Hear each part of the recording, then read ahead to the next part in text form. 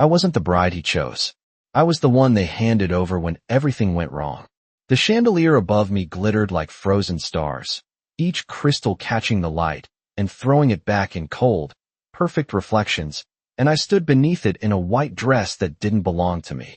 In a room filled with people who didn't care that I shouldn't have been there, my fingers curled tightly around the fabric at my sides as if I could hold myself together by force alone, as if that would make this real in a way I could survive. Because 12 hours ago this wasn't my life. 12 hours ago I was invisible in my own home.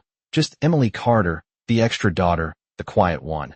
The one who stayed out of the way while my stepsister Chloe lived like the world had been built specifically for her. Every room brighter when she entered, every conversation bending toward her, every expectation centered on her future, her marriage, her perfect life, and now I was standing in her place, wearing her dress, marrying her groom, because she had walked away without looking back and left the consequences behind like something disposable, like me, and no one had asked what I wanted.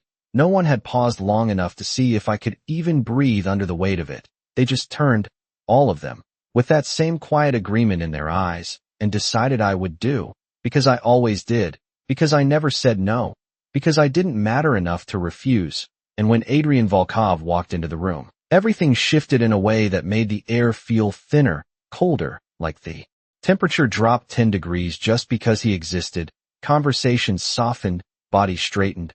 Eyes followed him without meaning to, and I felt it too. That pull of something powerful and controlled and completely out of reach, the kind of presence that didn't need to demand attention because it already owned it.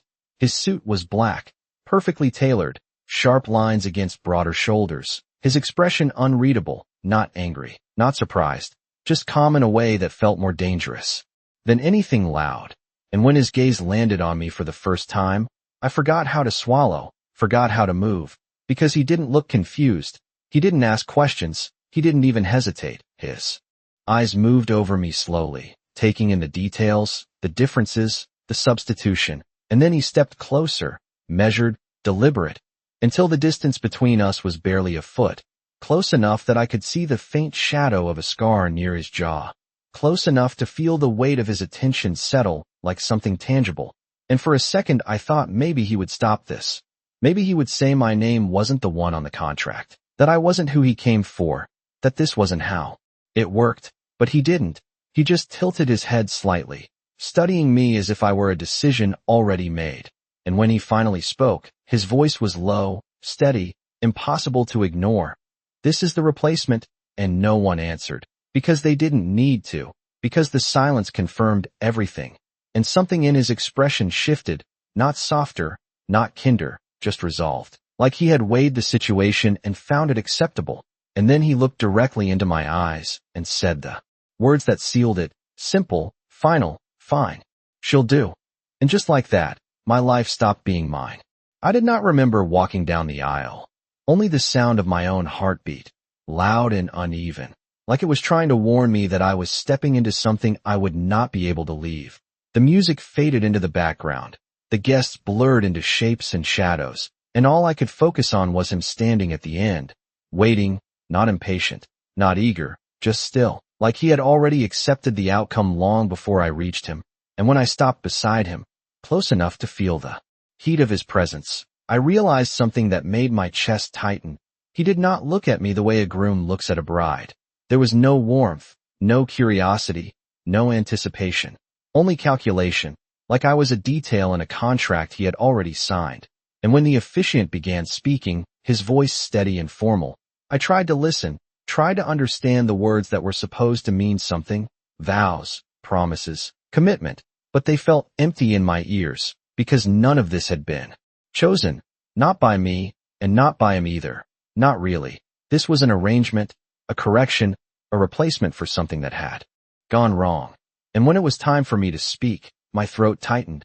The words stuck for a second too long, and I felt every pair of eyes in the room shift, waiting, judging, expecting me to play my part the way I always had, quiet, compliant, invisible. So I said them, every word, steady enough that no one could hear the tremor underneath. And when it was his turn, Adrian did not hesitate. His voice was low, controlled, each word precise. like he meant exactly what he said, even if the meaning was not what it was supposed to be. And when the officiant finally declared it done, the room exhaled, soft applause rising around us. Polite, distant, like everyone understood this was not a celebration, just a conclusion. And then it happened. The moment I had been trying not to think about. The moment that would make everything real. Adrian stepped closer, one hand lifting just enough to tilt my chin up.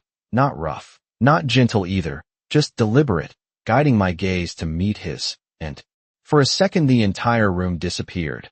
There was only him, only those steady, unreadable eyes. And I waited, not for affection, not for comfort, just for something that would tell me what this was, what I had become in his world. And when he spoke, it was quiet enough that only I could hear. Do not mistake this for kindness. And something cold settled in my chest, heavier than fear, because I understood then that whatever this was, it would not be softened for me. It would not be made easier just because I had been forced into it. And when his hand dropped, the space between us returned, but it felt different now, defined, controlled, like invisible lines had been drawn that I could not see but would not be allowed to cross. And as the room began to move again, people approaching, offering congratulations that sounded more like obligations, I stood there beside him, no longer invisible, but not seen either, just present, just claimed. And as I glanced down at the ring now, resting on my finger, simple, expensive, impossible to remove, I realized something that made my breath catch again. This was not the end of something. It was the beginning of a life where every choice had already been made for me, and the man standing next to me was not someone I could run from, not someone I could change, and definitely not someone I could ignore, because whether I understood it or not, I belonged to his world now, and his world did not let things go. The car door closed with a quiet, final sound that echoed louder than anything from the ceremony. And for a moment, I just sat there, staring at my reflection in the tinted window, the white fabric of my dress glowing faintly under the city lights as Manhattan blurred past outside, streetlights stretching into long golden lines that looked almost unreal, like I had stepped into someone else's life and was watching it unfold from a distance. And beside me Adrian said nothing, his presence filling the space without effort, one hand resting loosely against his knee, the other holding his phone as if this entire night was just another item on a schedule he had already completed. And I realized then that the silence was not accidental. It was intentional, controlled, like everything about him, and I refused to let it swallow me completely, so I turned slightly, my fingers tightening in my lap as I forced my voice to stay steady. You could have stopped it. The words came out softer than I intended, but they still broke through the quiet, and for a second nothing changed. He did not look at me, did not react, and I almost thought he would ignore it entirely.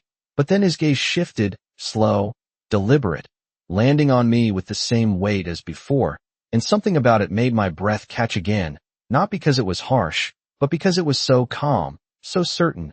I do not stop what has already been decided, he said, his tone even, like he was stating a simple fact instead of rewriting my entire reality. And I felt something inside me tighten, something sharper than fear. It was not decided for me. I replied, the words coming faster now, stronger, because if I did not say them now I never would. I did not agree to this. And this time he did not answer immediately, his eyes studying me in that same unreadable way, as if he was measuring something I could not see. And then he leaned back slightly, his expression unchanged, but his voice lower, quieter. And yet, you are here, and the truth of it landed heavier than anything else, because he was right. I was here, sitting beside him, wearing his ring, carrying a life I had not chosen. And for a moment the city lights outside seemed too bright, too sharp, like they were exposing everything I had tried to ignore, and I looked away first, pressing my lips together as I tried to hold on to something that still felt like mine. Anything, but the car slowed. The movement subtle but unmistakable, and when it stopped, I felt it before I saw it. The shift in the air, the presence of something larger than me, larger than anything I had ever known. And when the door opened, the night air was cooler, carrying the faint scent of polished stone and distant water, and I stepped out onto a driveway that stretched wider than the street I grew up on. The mansion in front of me rising in clean, elegant lines, windows glowing softly against the dark sky. Everything about it precise, controlled, untouchable. Just like him. And I stood there for a second too long, my feet refusing to move as the reality settled in deeper. This was where I lived now. This was where I belonged according to a decision I had never made. And behind me, I heard his footsteps, measured, unhurried, closing the distance until he stood just slightly to my side, not touching, not guiding. But there was no question about what came next. And when I finally forced myself forward, crossing the threshold into a space that felt more like a statement than a home, I understood something I had not fully grasped before. This was not just a marriage. It was a transfer, a shift from one life into another where everything was defined by his rules, his world, his control. And as the doors closed quietly behind me, sealing the outside away, one thought settled clearly in my mind, steady and undeniable. I had not just married Adrian Volkov. I had stepped into a life where leaving was no longer a simple option. The doors closed behind me with a soft click that sounded louder than it should have, like a line being drawn that I could not step back across. And I stood there in the middle of a space that felt too large, too quiet. The kind of silence that did not comfort but watched. Polished marble stretching beneath my feet, reflecting the soft glow of overhead lights in a way that made everything feel distant, untouchable. And for a moment I did not move, because moving would mean accepting that this was real, that this was not something I could wake up from. And then his voice came from behind me, calm, steady, impossible to ignore. You will have your own wing. And I turned slightly, not fully facing him, just enough to see the outline of him in my peripheral vision, hands relaxed at his sides, posture effortless, like he belonged here in a way that I never could. Everything you need will be provided, he continued, and the words settled over me like instructions rather than kindness. And something inside me resisted that immediately, sharp and instinctive. I do not need anything from you, I said, the sentence coming out stronger than I expected, echoing faintly against the high ceilings. And for the first time since the ceremony, there was a pause, not long, not dramatic, but noticeable. And when I looked at him fully, his eyes were already on me, studying, not offended, not surprised, just observing, like he had been waiting to see if I would push back. And maybe he had. Maybe this was part of whatever silent rules defined his world. You misunderstand, he said after a second, his tone unchanged. This is not about what you need. And the way he said it made something in my chest tighten. Again, because I understood exactly what he meant. This was about what he decided, what he controlled, what he allowed. And I refused to let that be the only truth in this space. I am not part of your arrangement, I said, each word deliberate now, grounded in something I was trying to hold on to. I am not something you can place wherever it is convenient.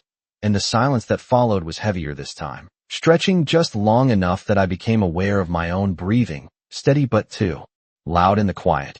And then he took a step closer, not enough to invade, but enough to shift the air between us. And when he spoke again, his voice dropped slightly, not harsher, but more precise. You already are. And there it was, simple, undeniable, not raised, not forced, just stated like a fact that did not require agreement to exist. And for a second I had no response, no argument that could change the reality of what had happened. The ring on my finger felt heavier now, not painful, just constant, a reminder that did not fade. And I looked away first, not in defeat, but because I needed to find something in this space that felt less controlled, less defined by him. And that was when I noticed it, a small detail that did not fit the rest of the room. A vase of white flowers placed on a side table, simple, unassuming, not extravagant like everything else. And I stepped toward it without thinking, drawn by the contrast, the softness in a place that felt built on precision. And I reached out, brushing my fingers lightly against one of the petals, grounding myself in something real, something that had not been chosen for me in the same way everything else had. And behind me, I felt his gaze shift, following the movement, not stopping me, not questioning, just watching. And I realized then that this was the first moment I had done something without being told, without being placed, and it was small, almost meaningless, but it mattered, because it was mine. And when I turned back slightly, meeting his eyes again, there was a difference, subtle but present, not softer, not warmer, but aware, like he had noticed something he had not expected. And for the first time since all of this began, I understood something that steadied me just enough to breathe. This might be his world, his rules, his control, but I was still here, still thinking, still choosing. Even if those choices were small, even if they were quiet, and that meant this was not over, not yet, not for me. The house did not sleep. I realized that sometime after midnight when I stood by the tall window in a room that was supposed to be mine, the city lights far in the distance flickering like something alive, while everything inside these walls remained perfectly still, perfectly controlled, and I had not changed out of the dress yet because I did not know where anything was, or maybe because taking it off would make everything feel even more final. And my reflection stared back at me in the glass. Unfamiliar. Someone placed into a life that did not fit her shape, and I pressed my hand lightly against the cool surface, grounding myself in the only thing that felt real. The faint chill, the quiet breath leaving my lungs, the steady rhythm of a heartbeat that had not slowed since the ceremony. And I told myself that this was temporary, that there had to be a way to exist here without losing everything that made me who I was. And that was when the door opened behind me without a sound, not loud, not abrupt, just present, like everything else in this place. And I did not turn immediately. I did not give him that, but I felt him there, the shift in the air, the awareness that settled in the room the moment he stepped inside. "You should rest," Adrian said, his voice low, controlled, carrying easily across the space without needing to rise. And I let out a slow breath before I finally turned, crossing my arms loosely as I faced him. "Do you always walk into rooms like that?" I asked, not sharp, not soft, just honest, because I needed something real in this moment. And for a second there was that same pause, that same quiet calculation, and then he answered, "Yes." No apology, no explanation, just the truth. And somehow that was more unsettling than anything else, because there was no pretense here, no attempt to soften what he was, and I nodded slightly, more to myself than to him, before glancing toward the bed that had been prepared, untouched, perfect, like a display rather than something meant to be lived in. "I do not know where anything is," I admitted, the words coming out before I could stop them, and I almost regretted it immediately, because it felt like giving something away, admitting a lack of control I was trying so hard to hold on to. But he did not react the way I expected. He did not take advantage of it, did not dismiss it. He simply stepped further into the room, his gaze shifting briefly to the closet doors before returning to me. "Everything has been arranged," he said, and there it was again, that word without being spoken, arranged, decided, controlled, and I felt that resistance rise again, steady and unyielding. "That does not mean I will use it," I replied, meeting his eyes fully now, refusing to look away first this time. And something in his expression changed, not visibly to anyone else, maybe, but I saw it. A flicker of interest, like I had said something that did not fit into the pattern he expected, and he took another step closer, stopping just enough distance away that the space between us felt intentional, defined. "You believe refusing will change your position here," he said, not mocking, not dismissive, just observing, and I shook my head. Slightly, my voice quieter but stronger. "No. I believe it will remind me that I still have one." And the silence that followed was different this time. Not heavy, not suffocating, but charged, like something had shifted in a way neither of us had fully anticipated. And for a moment we just stood there, two people bound by something neither of us had chosen, but responding to it in completely different ways. And then he inclined his head slightly, not a gesture of agreement, not approval, just acknowledgement. "Then keep it," he said, and the words caught me off guard, because they were not what I expected, not control, not correction, but permission, or something close to it. And as he turned toward the door, his presence already pulling away from the room, I realized something that made my chest tighten again, not with fear this time, but with something more complicated. He was not trying to break me. Not yet, not directly, but he was not letting me go either. And as the door closed behind him, leaving me alone with the quiet once more, one thought settled clearly in my mind, steady and impossible to ignore. Surviving this would not be about escaping him. It would be about not disappearing inside his world. Morning did not arrive gently. It slipped in through the tall windows in thin lines of pale light that stretched across the floor and climbed the walls like something searching, and I opened my eyes slowly, disoriented for a second before the weight of everything returned all at once. The unfamiliar ceiling above me, the quiet that felt too perfect to be real, the soft fabric beneath my hands that was not mine but had been chosen for me. And I pushed myself upright, the dress from last night, replaced at some point with something simpler, something comfortable, and that realization alone made me pause, because I did not remember changing. I did not remember asking, which meant someone else had decided it for me while I slept, and a sharp awareness settled in my chest as I swung my legs over the side of the bed, my bare feet touching the cool marble floor, grounding, steadying, and I stood there for a moment, letting the silence stretch, listening, but the house remained the same, controlled, distant, like it was waiting for me to move first, and I refused to hesitate. I refused to let this place dictate my pace, so I stepped forward, moving toward the door with purpose I had to create myself, because no one here would give it to me, and when I opened it, the hallway outside was just as quiet, sunlight spilling in through tall windows at the far end, illuminating polished surfaces that reflected everything back in softened edges, and I walked without direction at first, just following the space as it unfolded, each step steady, measured, until I found the staircase, wide and sweeping, leading down into a lower level that felt even larger, even more intentional, and as I descended, I became aware of something else, a faint sound, subtle but present, the low murmur of voices, controlled, distant, and I followed it without thinking, drawn by the first sign that this house was not empty, that it held more than silence and expectation, and when I reached the bottom, the space opened into a large room where several men stood in quiet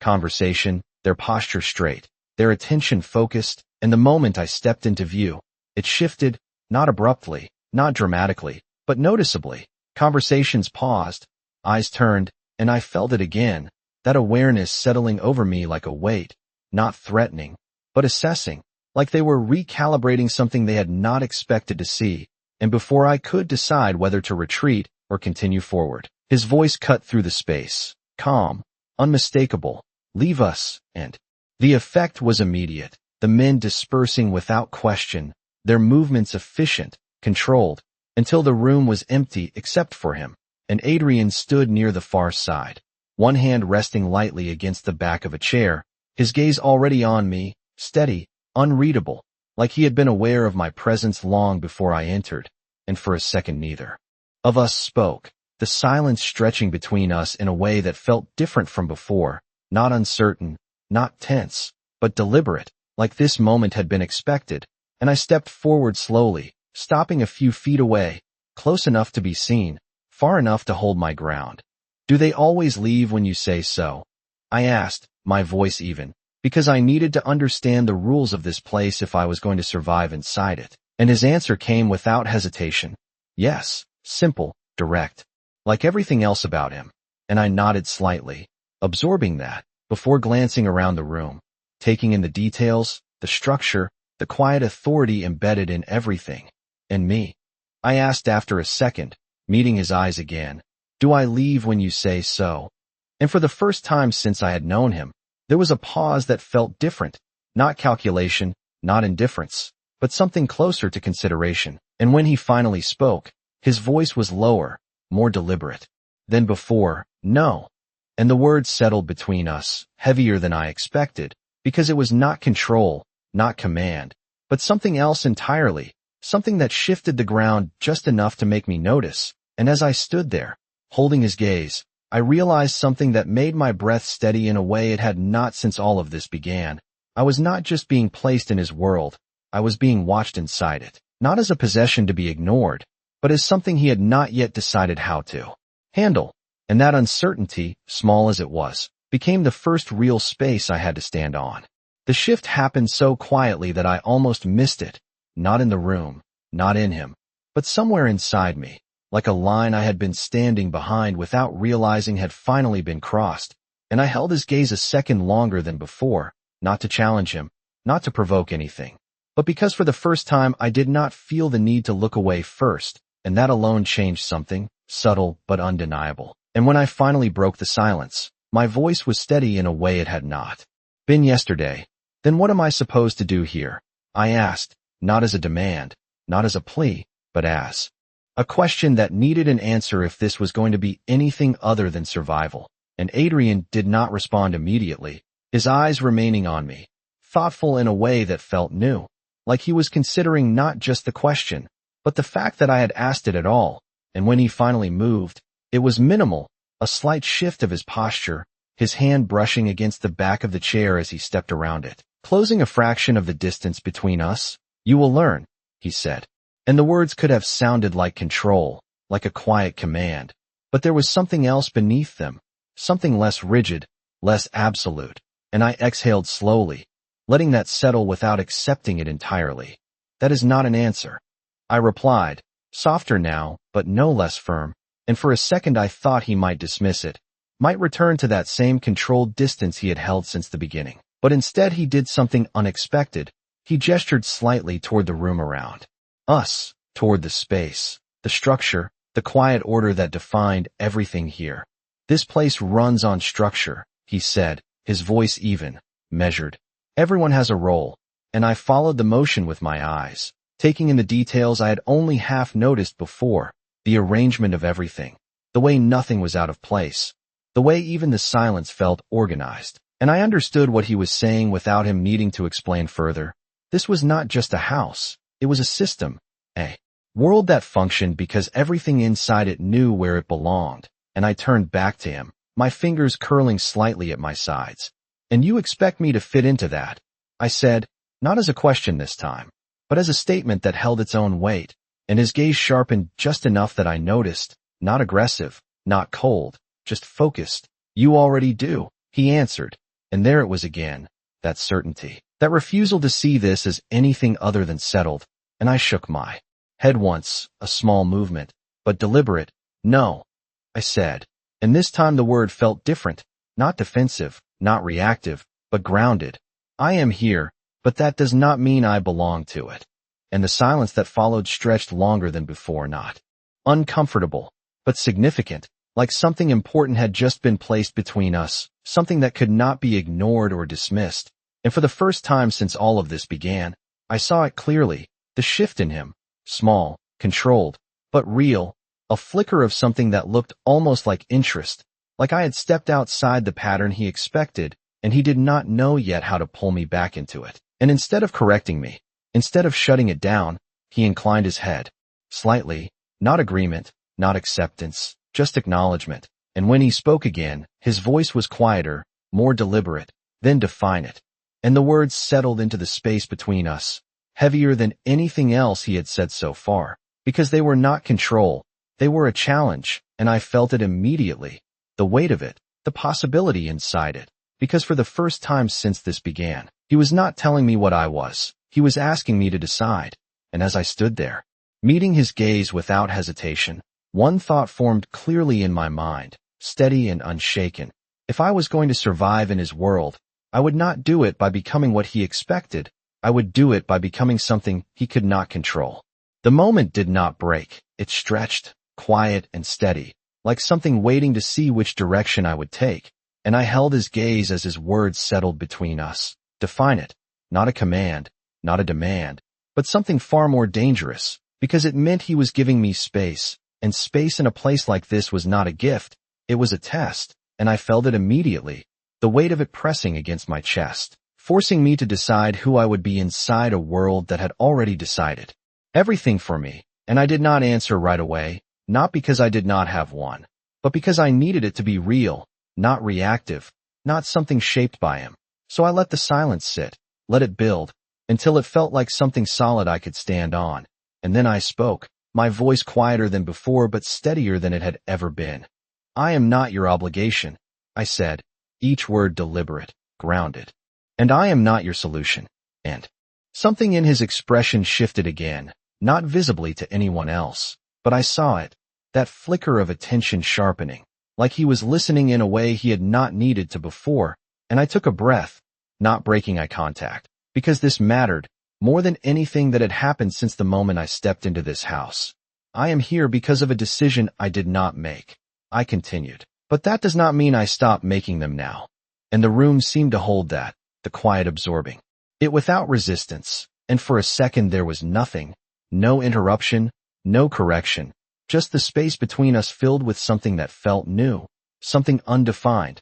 And then Adrian moved, not closer, not further, just enough to shift the balance of the moment, his head tilting slightly as he considered me, really considered me, not as a replacement, not as a variable in a plan, but as something separate, something that did not fit neatly into what he understood. And when he spoke, his voice was lower, more precise. "And what does that look like?" he asked. And it was the first real question he had given me. Not rhetorical, not controlled, but open in a way that felt almost unfamiliar coming from him. And I felt my heartbeat steady in response, not racing, not uneven, just present. And I answered without hesitation this time.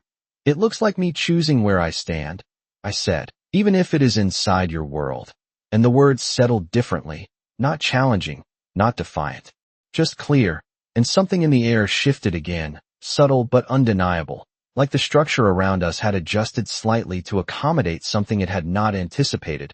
And for a moment neither of us moved, neither of us spoke. And I realized then that this was not a victory, not a change in control, but it was something else, something smaller and more important, a shift in how I existed here, not as something placed, but as someone present. And Adrian's gaze did not leave mine, but it changed, just enough that I noticed, less distant, less dismissive, more focused, like I had become something worth understanding instead of something already defined. And when he finally spoke again, it was quieter than before, almost thoughtful. "Then stand where you choose," he said, and the words carried no edge, no hidden weight, just acknowledgement. And I felt it settle in my chest, steady and real, not permission, not control, but recognition. And as I stood there, meeting his gaze without hesitation, I understood something that made everything feel just slightly different. This was no longer just about surviving his world. It was about reshaping my place in it, one choice at a time, even if those choices were small, even if they were quiet, because they were mine. And for the first time since all of this began, I did not feel like I was disappearing inside his world. I felt like I was beginning to exist within it on my own terms. The air between us did not return to what it had been before. It held something now, quiet but present, like a shift that could not be undone.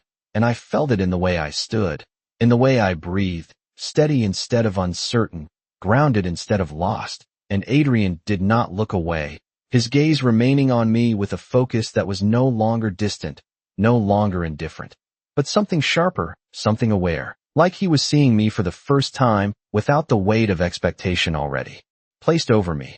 And that alone changed everything, not around us, not in the structure of this place, but inside the space I occupied within it. And I turned slightly, breaking the moment not out of discomfort, but out of choice, my eyes moving across the room again, taking in the details with a different awareness now, not as something overwhelming, but as something I could navigate, something I could exist within without disappearing. And I took a step, slow, deliberate, not asking, not waiting, just moving because I chose to, and I felt it immediately. The difference, the way the space responded, not by shifting, but by allowing it, by not resisting. And that was enough, more than enough. And behind me, I heard his voice again, quieter this time, not calling me back, not stopping me, just there, "Emily." And the sound of my name in his voice made me pause, not freeze, not retreat, just pause. Because it was the first time he had used it, not the replacement, not the role, but me. And I turned my head slightly, not fully facing him, just enough to acknowledge it. And for a second neither of us spoke, the silence stretching in a way that felt different from before, not heavy, not controlled, but open. And when he continued, his tone was measured, deliberate, but carrying something underneath it that had not been there before. "This world does not change for anyone," he said. And I listened, not because I had to, but because I wanted to understand what he would say next. And he held my gaze as he added, "But it adjusts to what it cannot break." And the words settled into me slowly, not as a warning, not as a threat, but as something else entirely, something closer to acknowledgement. And I felt my breath steady again, deeper this time, more certain, because I understood what he meant, or at least part of it. And I turned fully then, meeting his eyes without hesitation. "Then I guess it will have to adjust," I said, my voice calm, not defiant, not challenging, just certain. And something in his expression shifted again, subtle but unmistakable. Not softened, not changed completely, but altered just enough to show that this was not what he had expected when he walked into that room earlier, not what he had anticipated when he accepted this arrangement. And for a moment we stood there, not as opposites, not as roles forced together, but as two people aware of the same truth, that this was no longer as simple as it had been before, and I felt it settle into me, steady and real, not fear, not resistance, but something stronger, something that felt like the beginning of control, not over him, not over this world, but over myself within it. And as I turned again, continuing forward without waiting for permission, without looking back to see if he would stop me, I realized something that made everything else fade into the background, quiet and clear. I had not chosen to enter his world, but I was choosing how I would exist inside it. And that was something no one had taken from me, not my family, not him, not this place. And for the first time since that night began, I did not feel like I had been given away. I felt like I had stepped into something that would either break me or reshape me, and I already knew which one I was going to choose.